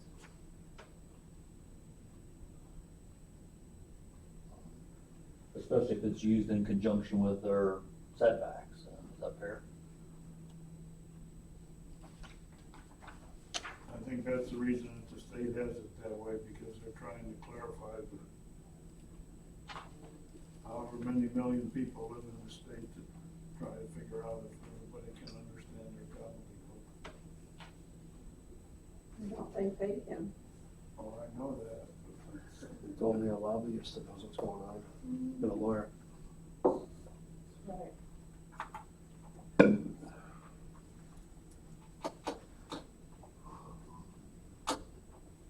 Senator approved this. Do we need to go through there and clarify what we're actually, each one we're doing, or do we just say we'd like to include the state-defined? No, I thought I'd ask. What I would suggest, if this is up to the committee to decide what they would like to do here. But the way we did this 8 or 9 years ago was that Marvin Sticknut and I sat down, we went through all this, and made all the changes that we thought was appropriate and so forth. We brought it to the committee, and the committee reviewed it all, discussed it. I think it saved everybody a lot of time, and I think it was able to accomplish the purposes that we want. We were able to answer people's questions as to why something was the way it was and so forth. And some of those same questions have come up in our discussions here, and I tried to, answer them the same way. But the reason I'm saying that is that if, like with these definitions, if we put something together and put it in front of all the committee members, I think it saves a lot of time rather than trying to go through each one and say, well, should we do this or not? And then we don't have anything in writing as to what we said we want to do or not. This can get confusing and complicated. So, that's one thought that I'm having as we're doing this. Is that Who and when are we gonna do that then? Who and when, where's Marv, you got his phone number now? he's up in Bradley now. He's not interested in helping us anymore. Who and when are we gonna do this then, as far as compile the suggestions for the county, this committee to look at? Well, I guess that's, if you think the idea has merit, I would volunteer to be a part of it, but if someone else is willing to volunteer to do the same thing, why, we can. There's obviously a lot of things that are in here that it gets back to the question that I asked in the beginning, or that we asked in the beginning, where the new ordinance from the state says, if it isn't in here, you can't do it. That's gonna be, to me, a real key element in this whole thing before it's all said and done. Yeah. Some wind company comes in there and says, well, you want cash escrow, and the state law says this, this, and this, and we want a letter of credit, we're going to court. This thing can get pretty complicated. Unfortunately, the wind companies have a lot more money than we do. So it's hard it's hard to say who would be successful, but Is the committee comfortable then with, if a couple of people sit down and try to come up with you're saying come up with a document that's been edited, so you can read it, the suggestions overall of what we're doing? Is that fair? It's fine. Paul? I'm sorry, I'm just. If we got time to do that. And then when, well, we don't have a deadline now for a newspaper, so when would we want to try to report back to the committee this stuff? well, if we're gonna say that our May board meeting is when everything is our final deadline Final. for approval, Right. we may need to have a special committee meeting somewhere before the next regularly scheduled committee meeting to see what agreements or changes, disagreements there might be and so forth, but Do we want to push any of these things through now that we just, the first four that we okayed? Yeah. Because we got those people running around the county now, we think. So does that make sense for next Tuesday then? like I showed you yesterday, that I was meeting with That's what I'm the saying. Patrice over in Gilman right now, or this afternoon at 2:00 is meeting. Right. This is Eric. I don't want them over there. I can see. Somebody introduce themselves by the back door, trying to get the proper way of letting us know that they're gonna represent two utility companies interested in coming to the county for wind. Last evening, while I was in my office waiting for the Board of Health meeting to start, Angel Crawford came by and informed me that she'd been contacted by a party up in Norland Park, wanting to come down here and put in a wind farm.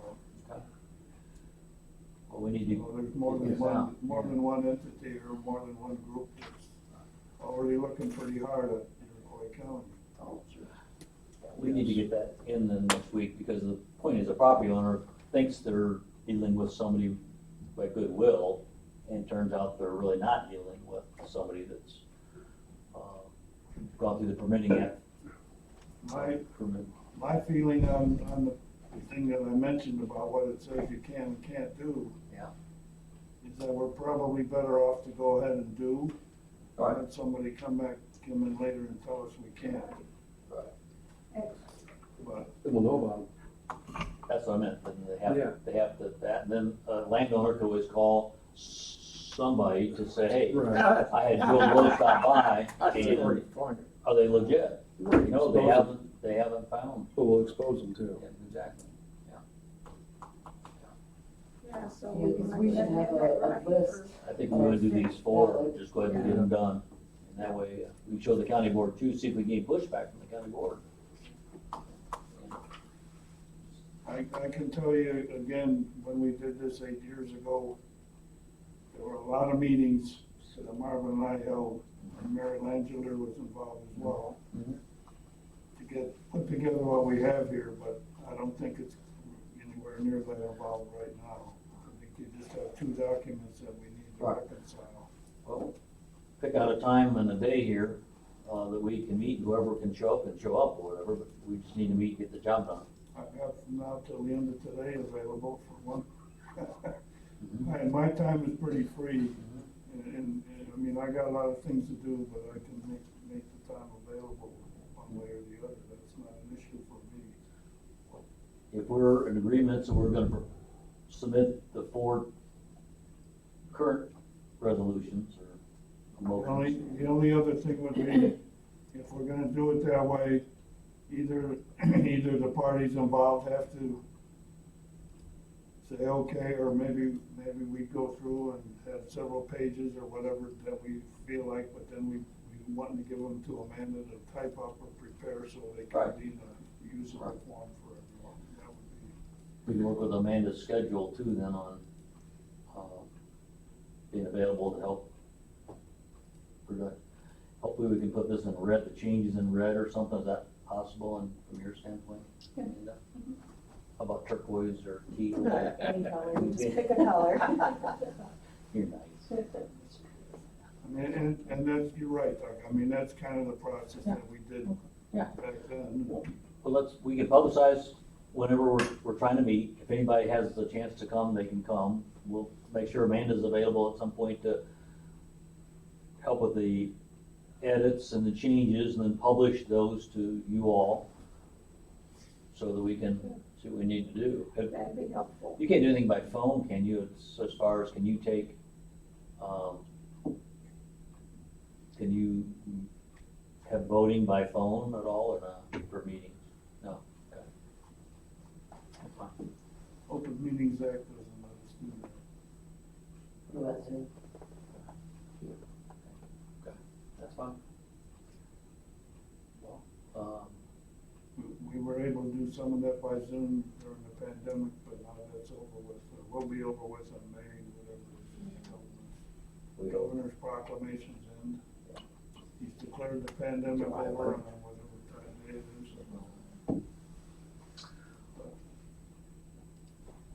what's your schedule then, Amanda, as far as today? Table minutes. Is that important? And I'm not saying that Amanda has to be present for all this. It's just, No. if you go through stuff and We just got, give it to her, Yeah, give it she to me can, and I can get it ready. yeah, and she we have, has an opportunity to type them up or so forth. This can be- do you have a printer in your office? Okay. Not in my office here, I have one in my office at home. I don't know what's gonna go over there.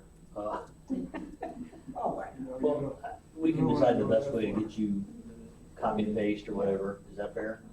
Try to make a, yeah. Okay. So what's your special? You're doing something today. Well, if you're comfortable, then, and John's here and I'm available, then we can keep going, but we don't have to drag you down if you are not. You know how I feel already, so. Yeah, and anybody else wants to do something else, is that okay with you? No, I mean, that's what I'm just saying, we're, Yeah. instead of tying everybody else up, if we can, So my if a next couple of question us is, put something together that we think is meaningful, and then everybody can look at it, and talk about it, if there's, I don't think there's that much to disagree about, it's just a matter of covering all the bases. Right. There may be a couple of Ts that have to get crossed, or Is dotted, something like that. Right. That's- so then do we have a special meeting on, like Thursday? I've already gone through my What you went copy through? of the ordinance, and I was I've gonna see marked if we can off get it done by some now. things that I think need to be changed. So, Well, you wanna try to have this done? I wanna have it try and done sooner rather than later. So would you like to have a Midnight special tonight meeting on would be Thursday? bad with me, I know. but obviously that's not being realistic, so whatever we can do to get it done. Who's gonna be here in the building Thursday for other meetings? I'll just make a trip over here. I have a funeral, I can't go. Just finance and highways, Thursday. Are you finance highway? You know, highway? No, not, Oh, no. not that for here. Well, that didn't work. It's tomorrow. I work, if we're gonna get all done this afternoon, I don't know. No, so in a judicial, I'm not back on that. Tomorrow afternoon? The only thing about I gotta be tomorrow, gone the tomorrow. only thing about tomorrow that you gotta be a little bit concerned is the threat of severe weather in the county that may interfere Severe weather, right? tomorrow. Yeah. Yeah, I can't. I don't think it knows. What's, and Friday's Friday's open. Good Friday, but Oh, that's, that's Good Friday. you're saying, I'm sorry. No, that's Good Friday. Alright. But I can come. And then, next Monday is, there's no meetings next Monday, correct? Right. Unless we had a meeting earlier before the board meeting on Tuesday. That's frowned on. Okay. 24 hours in advance. Better to be open-ended more, I think. Thank you, 48. Do you want to make, motions during the meeting on Tuesday? During the board meeting, Yes. to cover the things that we talked about today, yes. No, but I'm talking about what you guys are gonna talk, you have to hold off. I don't know if you wanna adopt it during I don't know if that's Tuesday's board fair. meeting. It's not, I tell you, let's see how today goes. If John and we come out smiling, midnight tonight, and we've accomplished something, and then Amanda gets time to get it in front of you, we can decide what happens. If we leave at 6 o'clock with no tea, then I get it. that's not good. All right, Is that okay? I'm sorry. I wish I felt better. All right, we'll keep going on. So, Guess we can call timeout. Is that what you want to do? I thought, who's ever interested could, stay Okay. around and work on this, but I don't know if they wanna do lunch breaks, I don't know what we wanna do. What do you want to do, John? Well, if we're gonna do like I suggested, then I'd say go ahead and finish the meeting, Okay. business of the meeting itself and adjourn the meeting and we'll You do your thing. start with this other part then. All right. So we're done with consideration of public act going to you right now. Are you okay with everything you have written down? All right, we'll move on to old business. But we're still gonna make a motion for those four. Okay, no, if that's what Four, you're. well, no, we've already done that, I think, so we're gonna bring that to the county board on Tuesday. Yes, correct? yeah, that's already, That's already been that, decided. we've already had them, To make yeah, we've already had The the changes in the dollar amount. dollar amounts. those four things there, we wanna bring to the, Right. Well, I for have, approval of the there county was board. one motion For combined for the 500 and the 5,000. That was Right. one motion. Yeah. And then we have the motion to go to 10,000 for the Yeah. fines. Right. Yeah. Um, But then that'll be cleaned up, and we'll present those four items to the county board for, Right. is that we're Yeah, on the so same you'll, page? essentially you'll have these four plus these two that you did today, so there'll be two. Well, we Because can't yesterday clean was, those up. well, yesterday was a meeting itself, and you made motions that meeting, so those will be motions for that. These, what Those you're four. doing are amendments to the motions made yesterday. So we have to supply the motions to the board and then the amendments to the board. Correct. Oh, Yeah, okay, that's fine. Then there's 6 things you're saying. because you made the motions yesterday for 1, 2, 3, and 4. You should have been here. Jim was here. He even agreed that they were okay. Okay. Right. And then, as long as we keep it in text, Right. we were able to change the one motion to 500 and 5,000, to another one for 3,000 to 10,000. Right. Okay, so that's where we're at with that. No public hearings needed. So going forward, you two are gonna have a discussion if anybody else And wants whoever else to, wants and to. whoever wants to hang out Yeah. and go through it and chop it up the rest of the way. We'll ask Julie to hang around too if she's available. It'd be very smart to have her. So we can move on now. You good? Yeah. Good? Now, I don't wanna step on your toes. I know how you are. All right, we'll move on to old business. I got big feet. You got Mr. Sherrill here under old business fund. Yes, I got Jim for old business, talk on DevNet and Kama. We can go into that. Can I have a seat, sir? Yes. No doubt he's been amused by all our monkey. been very patient. Well, I'm interested in all those subjects, so I was fine with it. So What is the outlook of people in Loda Township about wind farms? it would be mixed. You know, we've got some that are in the vicinity, but not many in the township as compared to other townships. So I think generally, accepting, they don't like the idea that the ownership of the wind farms change about every 6 months. You know, Really? that is what it is. I know some people down in Loda Township that are strongly opposed and Yeah, suffer the proximity of them. yes. So I just wanted to quickly bring you up to date since the last meeting. Paul and Doug have been very kind to kind of spend some time with me, and we chased some of the information a little bit. But basically, I'm just carefully moving forward. I formed a corporation last week.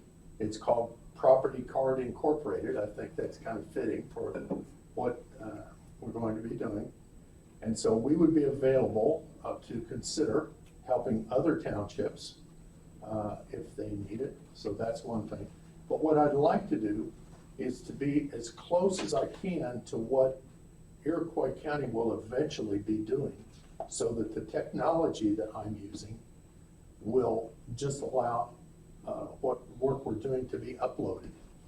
So what I'm going to share with you today is an actual property card file. And wanted to just show you, this is the property card that I generate. And that is one of the pictures that I took. This is, I call this the Lord's Prayer on a grain of rice. That is your current property card. So I'll just let you hand that around. This is public information, so I can show you this. I will take it back to the file, and Bob does know that I've got it here. So what I'm doing now is adding the technology. I've had conversation with DevNet. There is a software called Apex Pro that needs to be used to add the photos and the sketches to what I've created there. So I'll be doing that. Then the other thing is there is laser technology for measurement that has Bluetooth on it. So that would allow me to stand at a property at a distance if I need to and locate 2 points and measure that property and then upload it into a computer. So that's pretty handy, and that will keep the measurements precise and me moving forward. I want to have the cards that we create to be the best. And so that really is what we're all about. I think that's basically all I wanted to say. What we, in conjunction with last meeting, then we've reached out to, there's 2 names that were thrown out there, there's CAMA and then DevNet. DevNet uses CAMA on their property tax assessments. And there's some costs. There's initial costs, and then there's ongoing year costs of those services. Like you mentioned, there is the Apex, that's $575 a year plus $235 after, and that's per user, they're saying. We're waiting to get a whole listing through Scott Lipinski with DevNet to be able to come to this committee to say, this is preliminary numbers of what some of the software behind it would cost. The hardware, DevNet is in the building already, so they know about our hardware. He's supposed to do some checking on our hardware to see what's capable. They got mobile cameras that you can buy, and then you have to buy software to do it. He's talking about his iPads, which we're talking about a mobile camera. There's other software we would need. There's a Marshall and Swift package that's like $2,500 a year, and that helps you out with commercial properties. So we're trying to grasp a handle of what this digitalization, I'm going to call it, going from the cards to computer-based information that would be beneficial. If catastrophe struck this building, we would be protected, for one thing. We can make changes in some of our assessments across the board to keep us out of hot water with Springfield. And then we'll have to decide what resources that's going to take of, Excuse me. yeah. I've What, never heard Springfield called hot water. yeah, yeah. But, and what resources, human resources it's going to take to try to implement this. We still have to deal with assessors. It looks like they're there by statute and they need to be voted on, et cetera. We have an issue with some townships not providing assessors. One thing DevNet said they would do is provide contact name and numbers for other counties in Illinois, similar demographics who've gone through this process recently. How have they done it? How have they paid for it? Are there any grants available? So we're just preliminarily starting this. But the human labor factor is going to be probably the biggest So expense. one other thing I could add is that it pertains to labor, is that I've talked to 2 other counties myself. Livingston County has had computer assessment for over 23 years. They've been on CAMA for 23 years. They can invite somebody in that's trained, and they can go right out into the townships and get the data for them. Ford County, I thought, had CAMA. I visited yesterday. They tried to implement it with their staff. they don't have anything. So that's sad. But anyway, I think the big thing for the taxpayer, for the property owner, is that if you get this done, and this is one of the old properties over in Lake Iroquois. This is the octagonal house, they call it. But it was built in 1985, so it's only 59% what it was at that time. You know, so there is a depreciation there that you can receive if you own that, if you're assessed. If you aren't assessed, you don't get it. You're still at the same property tax level. So that, I think, is a big deal for the homeowners. Bob Yergler has said that the big payday for the county will be the first year that all of this is completed. That is when you will basically be receiving the most from this addition, for all these additional properties that would finally be assessed again. So that's kind of the way it'll work. And then for the staff, it'll be more functioning because they'll be able to, if there needs to be an adjustment, either up or down, they'll be able to sit down at their computer and do it, and do it frequently, not just a 17 or 24% surprise like we had. So it'd be nice to see the whole county assessed, because there is a lot of additions, garages, properties that have not been assessed.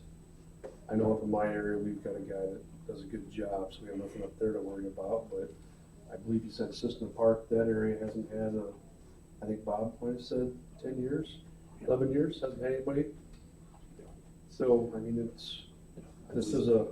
some of the property cards in some other areas, he said, are 50 years old.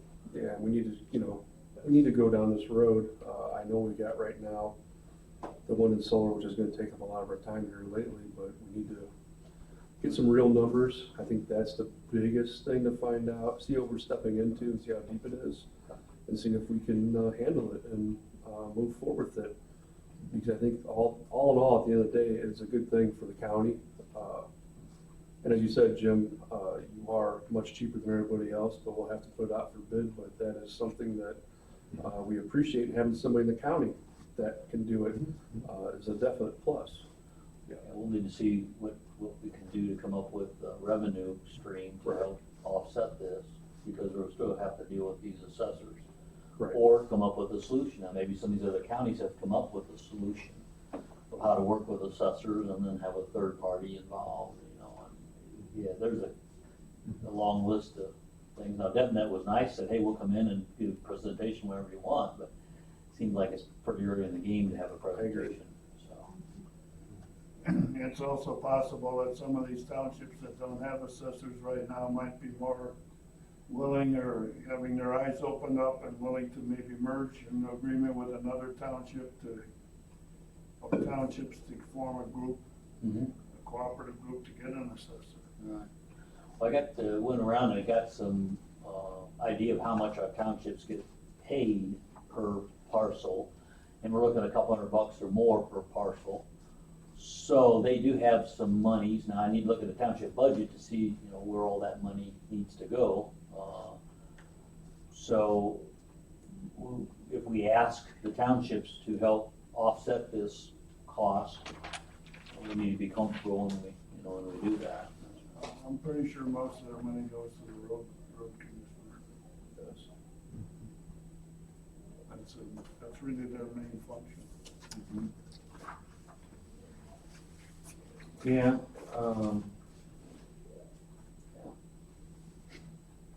So we'll just keep you informed every meeting. If we learn something new, we'll present it to the committee. And is that fair? Yeah, that'd be good. Definitely would be good for the county if we can do it. Right. Well, that's where we talked to ARPA about trying to save a little bit to see. And then we have to have the personnel that can handle this too. And anybody who says we're going to save money or save personnel by automating I'll disagree with. So. Yeah, you've got pretty basic staff here And Iroquois, or Livingston County said they did not reduce any staff, they did not take on more staff, but then 10 years later, they did reduce by 2 people. So there was some change over there. So, We're pretty much bare bones right We're a now. little Yeah. short-handed. yep, Yeah, as Bob said, you're down one already, just at this point of view, Yeah. or this point in time, sorry. Does anybody have any questions for Jim today? We appreciate you always Okay. coming and Appreciate helping your us. waiting like you did too. Yeah, thank you. no problem. Let me know. We'll be in the neighborhood. Okay, All right, thank you for your time, Jim. We'll be talking to you if we have any more questions for you, but thank you so much. you bet. See you. I'm sorry? That's what we were talking about recently, to know what there is. We haven't- Need real numbers. That's I think that really it's- need to get a lock on it. Yeah, we were told last meeting that it was $7,000, and I Right. think that's gonna be at least 3 times wrong for the initial, so.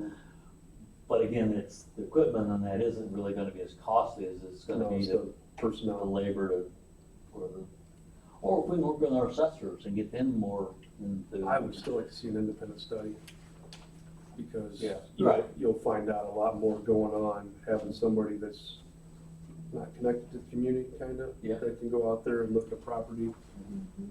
Good point. And like Julie mentioned too, there might be some grants out there that we're not familiar with. Right, that would be very helpful. Yeah. Not to put it on you, but it's a real opportunity before the next month's meeting, you can look at, see if there's any grants available. I'll try to get some other ideas from other counties. I expect an email from, Scott from Mount Debnet, Okay, and then he'll give us these other, counties more recent than Livingston being 23 years old is, you know, it's right. not really relevant today. No, it's not. I was telling John the other day, there's $600 billion worth of grants available, $600 billion So this there's year. gotta be something in There's there. gotta be something. We need to call it the right thing. The other thing we talked about is grant writers. I know. I thought we those are- needed one, but I think I'm wrong. I think what we need to do is have a consortium of grant writers. I think there's somebody in Melford who's very involved with school systems who could do grant writing from that aspect. Okay. I think Eric might be able to do some on the health side of things. So Yes, we he's have- actually, he is already doing grants, because I asked him in health. Yeah, yeah. That was one of my, no, I didn't ask him in health, what was that?